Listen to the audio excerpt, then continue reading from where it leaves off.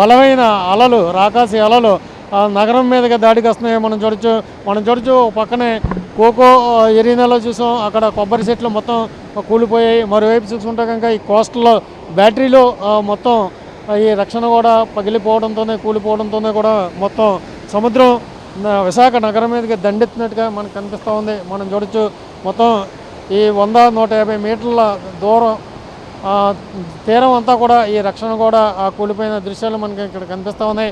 చాలామంది సందర్శకులు బీచ్కి ఎక్కువ వచ్చే ప్రాంతం ఈ కోస్టల్ బ్యాటరీ ఏరియా, ఈ సీ పెరల్స్ ఆ ప్రాంతంలో మొత్తం మీద చూసుకుంటే కనుక ఈ 3-4 రోజుల నుంచి కూడా భారీ వర్షాలు కురుస్తూ ఉండడంతోనే మొత్తం విశాఖ నగరం అంతా నడిచి ముద్దయినట్టుగా కనిపిస్తూ ఉంది. మొత్తం జన జీవనం స్తంభించినట్టుగా కనిపిస్తూ ఉంది.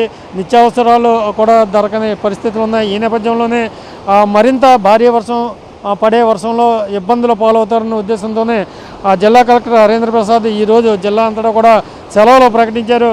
అయితే ఈ వాయుగుండం ప్రభావంతో మరో 48 గంటల పాటు తీరం మీద ఉండవచ్చని వాతావరణ శాఖ హెచ్చరించిన నేపథ్యంలో విపత్తు నిర్వహణ శాఖ కూడా అప్రమత్తమైంది. ఈ నేపథ్యంలో మరో 48 గంటల పాటు భారీ వర్షాలు ఈ ఆంధ్రప్రదేశ్ తీర ప్రాంతంలో కురిసే అవకాశాలు మనకు కనిపిస్తూ ఉన్నాయి. అందరూ అప్రమత్తంగా ఉండాలంటూ కూడా అధికారులు హెచ్చరికలు జారీ చేస్తూ ఉన్నారు.